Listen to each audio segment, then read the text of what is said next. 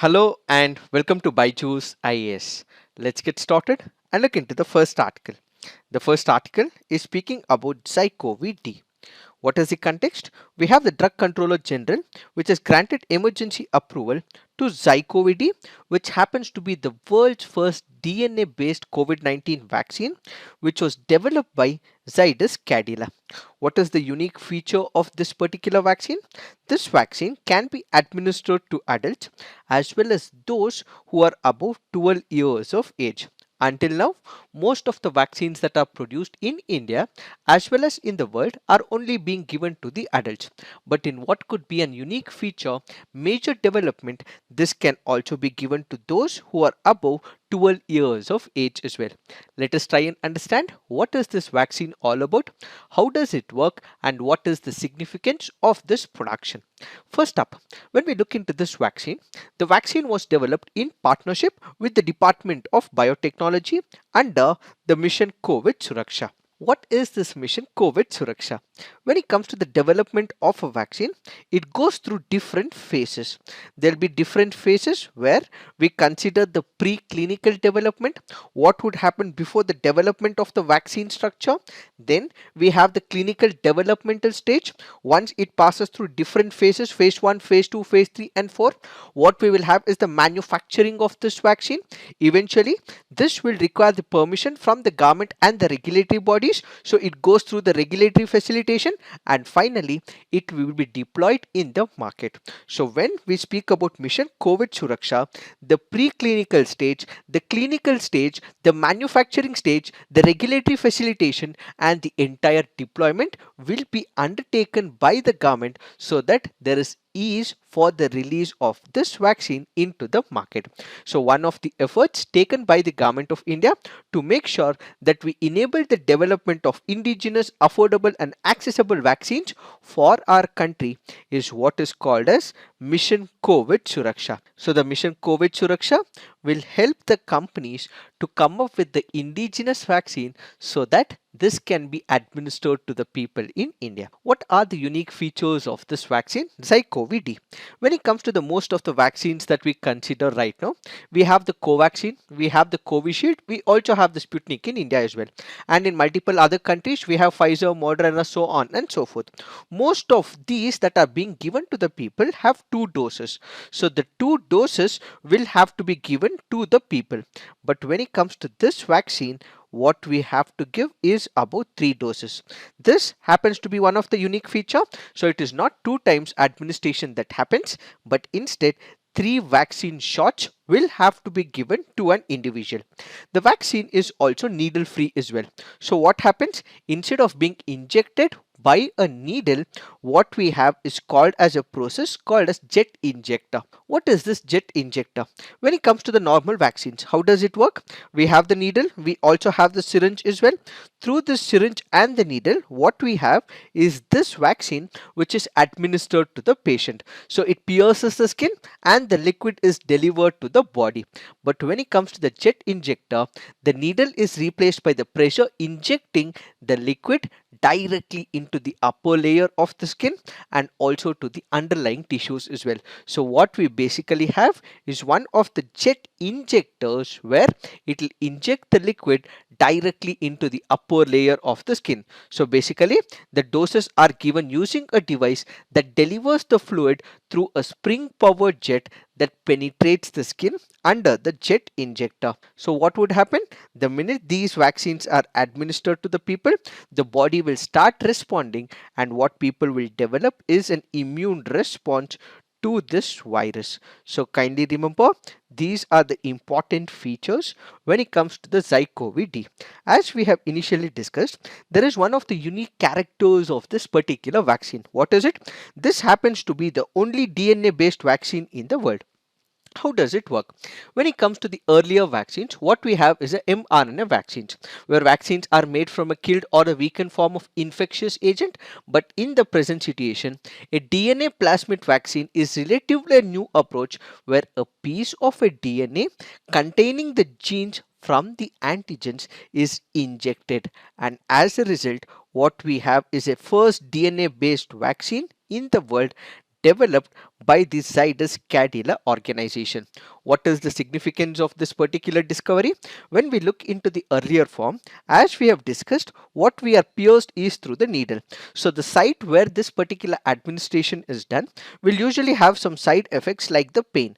But when it comes to the jet injector, such pain or the side effects can be minimized. When it comes to the mRNA vaccines, this will require ultra cold storage system, but that is not required when it comes to the DNA vaccines. We have different types of vaccine in India. One of the indigenously produced vaccines in India happens to be the Covaxin.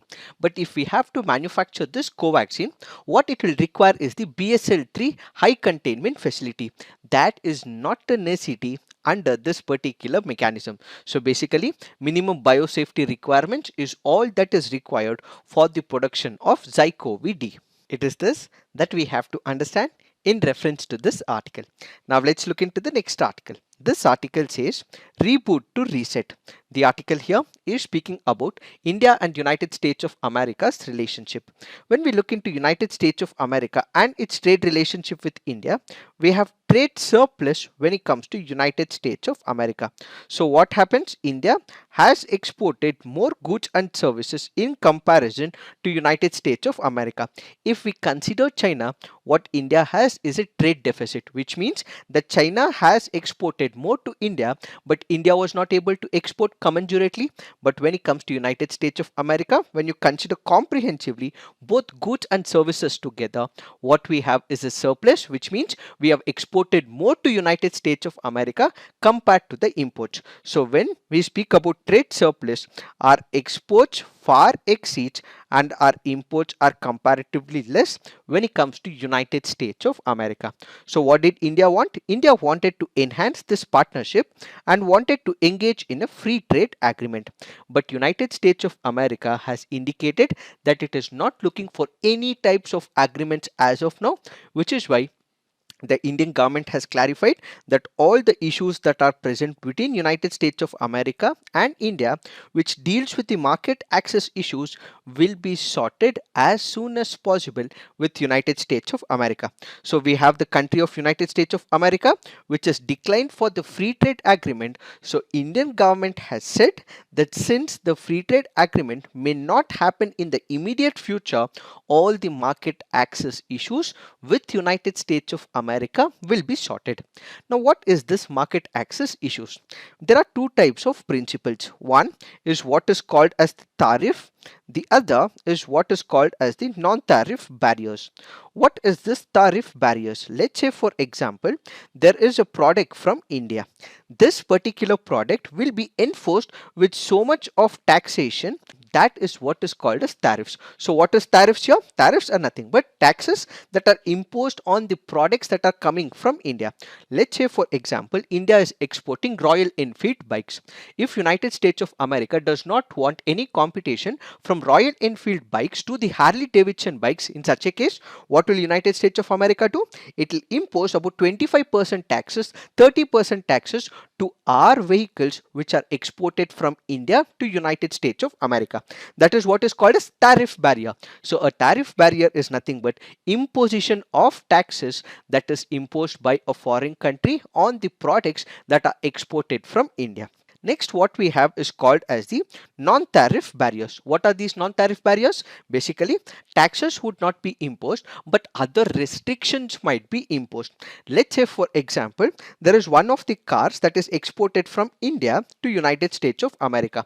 But United States of America may not accept that car, saying that the ABS that is present in the car is not really good. The airbags that are present in the car is not really working. So they put out a new standardized format, which means that these vehicles will not be exported to United States of America. Not only this, let's take the example of agricultural products. So they have prescribed a standard. If the Indian products are not able to maintain and keep up to that standard, that will act as a non-tariff barrier. So when it comes to the tariff barrier, there is imposition of the taxes. When it comes to the non-tariff barrier, there is no taxes, but instead a standard is defined by that country, which the country which is planning to export export will have to cater to. In case they do not meet all these standards, in such a situation, what it means, there is non-tariff barriers imposed by United States of America. When it comes to India and United States of America, everything was going good.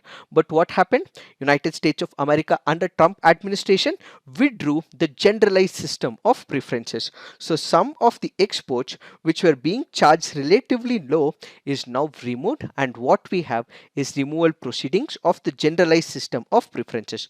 Apart from this, as we have previously discussed, we also had a trade war between United States of America and China.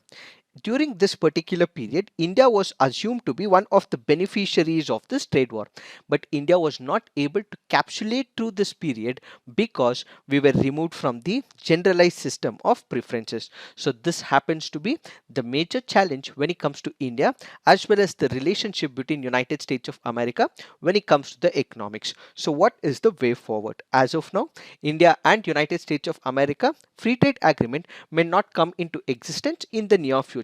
So this gives an opportunity to India to rework on its global trade policies. So it is not only about exports that happens from India, it is not only about one side movement that happens from India. So if India is exporting something, there is also an expectation from United States of America that it wants to export its products to India. So there has to be a reciprocity that is being developed between United States of America and India. So everything cannot work on the principle of Atmanirbhar Bharat. So the government of India will have to reframe its global trade policy, especially with special emphasis to United States of America. So all the import tariffs that we have enforced with respect to the products of United States of America will have to be reworked, rethought about, so that there is a reciprocity that works both with India as well as United States of America. So basically,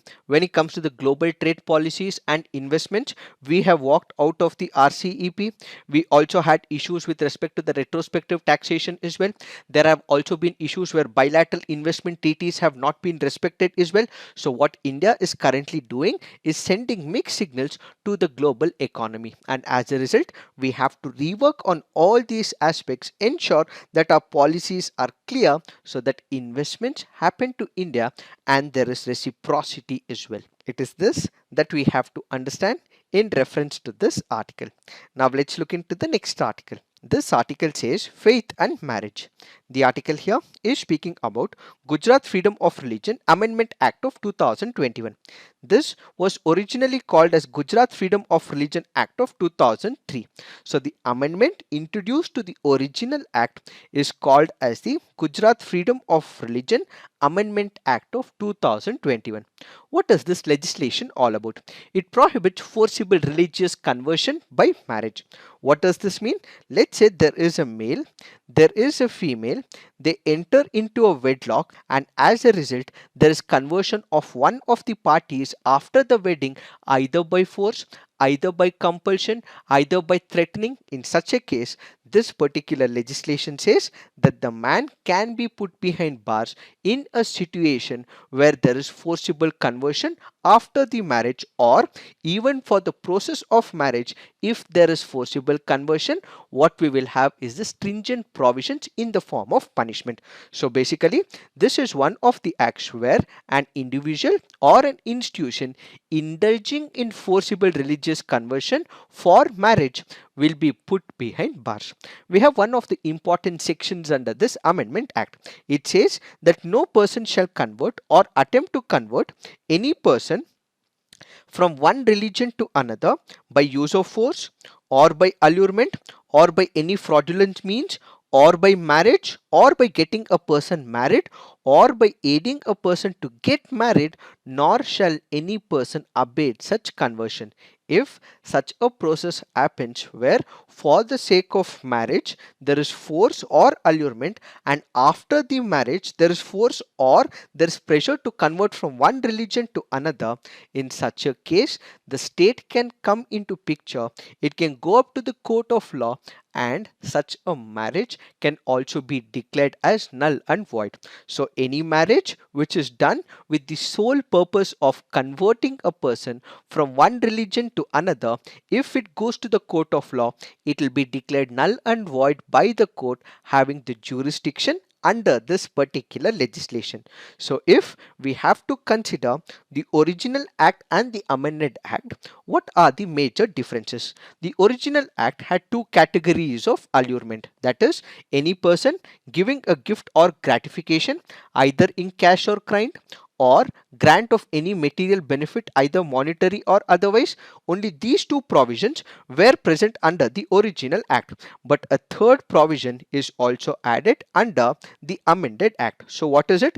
The amended act has added the third category to the allurement clause, which says better lifestyle, divine blessings or otherwise. So what the amendment act is, brings in a new definition for the allurement. Apart from this, when it comes to the punishment, the original act said that the maximum punishment for the forcible religious conversion by fraudulent means would be punished with about 4 years. So a person who is engaging in such an activity will be punished, and he will be booked to bars, and he would be punished for 4 years along with the fine of about 1 lakh.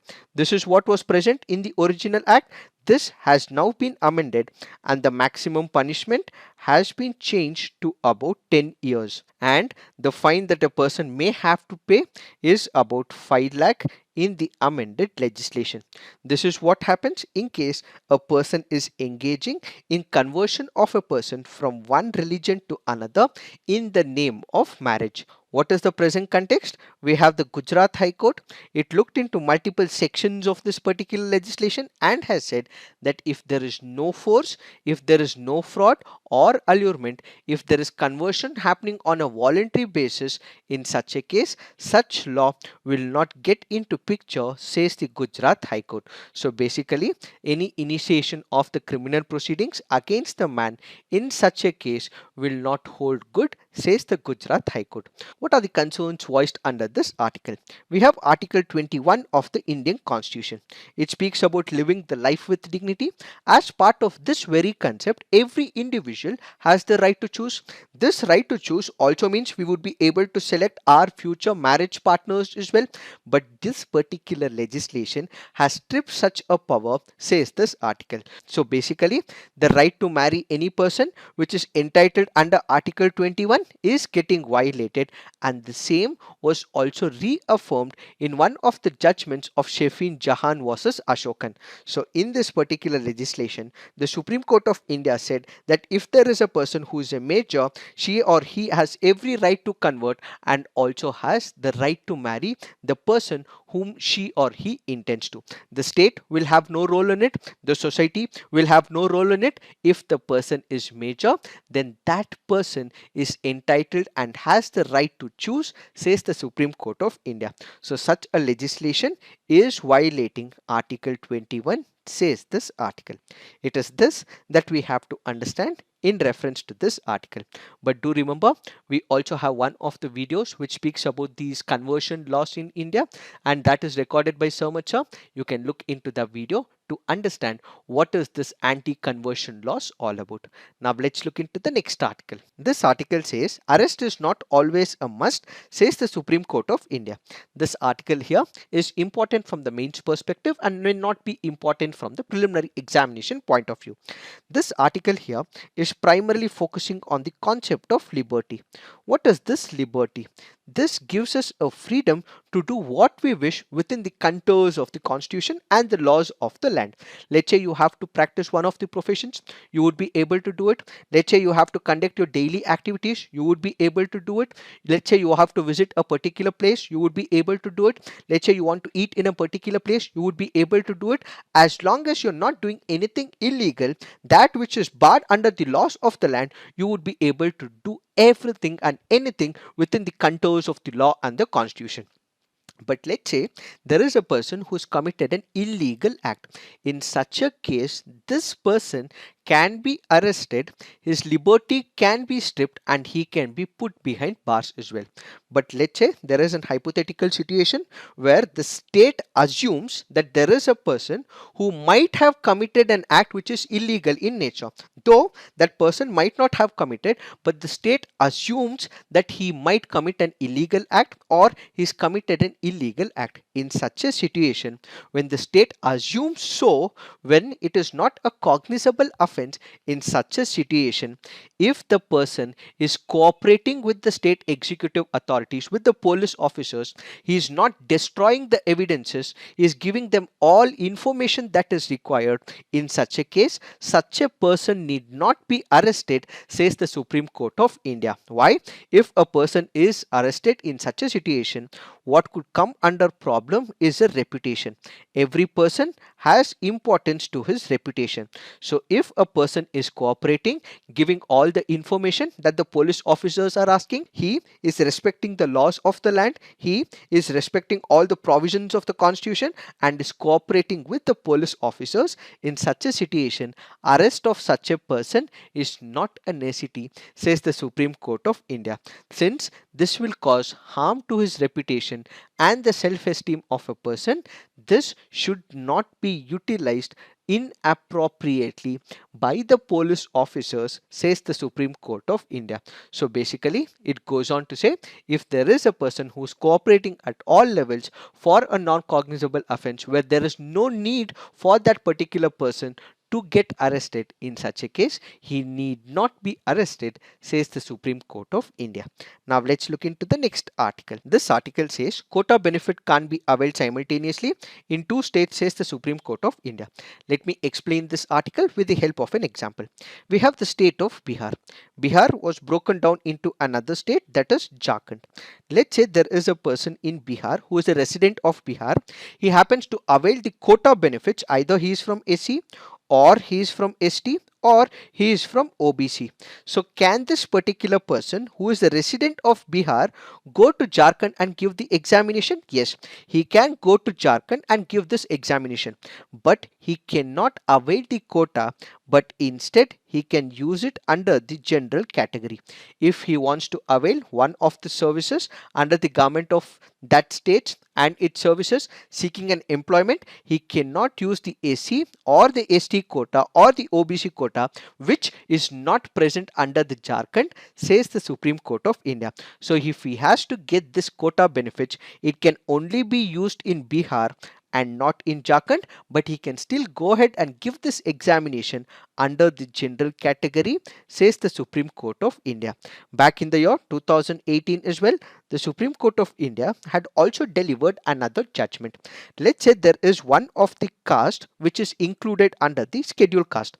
Let's say there is one of the tribe that is included in the scheduled tribe in the state of Karnataka. So this particular person would be able to take all the benefits from the state of Karnataka, but he cannot avail this benefit, let's say in the state of Telangana, until and unless the same caste is also included as scheduled caste in Telangana. So basically, if a person from a scheduled caste category, if he goes on to get the benefit from Karnataka because it is mentioned under the scheduled caste or the scheduled tribes, but if it is not mentioned in Telangana or in any other state, such a person would not be entitled to any reservation benefits. But if the state of Telangana has that particular caste that is present in the scheduled caste, then he would be able to get it. So in the present situation, the Supreme Court of India says that in the Bihar or in the successive state, for example Andhra Pradesh and Telangana, which became the successive state, in such a case they would be able to avail it only in one of the states, that is in the state of residency, says the Supreme Court of India. Now let's look into the next article. This article says GSI lists geotourism sites in Northeast to visit after unlock. This article here is speaking about 12 sites that are in Meghalaya, Tripura, Arunachal Pradesh, Manipur, Mizoram, Nagaland, Sikkim, so on and so forth. But we have picked up two important sites for the preliminary examination point of view. One is Chabimura, the other is Sangetsar So. Where is this Chabimura? This is in the state of Tripura. So kindly remember, This can be important from the preliminary examination point of view. So what is present in Chabimura? There are a panel of rock carvings on the steep mountain wall on the bank of the river Gomati. So kindly remember, Gomati river is one of the important rivers, and as part of the assignment, what do you think is important from the preliminary examination point of view about Gomati river? Put it on the comment section. So those caves that are present in Chabimura has huge images of Lord Shiva, Vishnu, Kartikeya, Durga and other goddess and goddesses as well. But do remember, Chabimura is from the state of Tripura.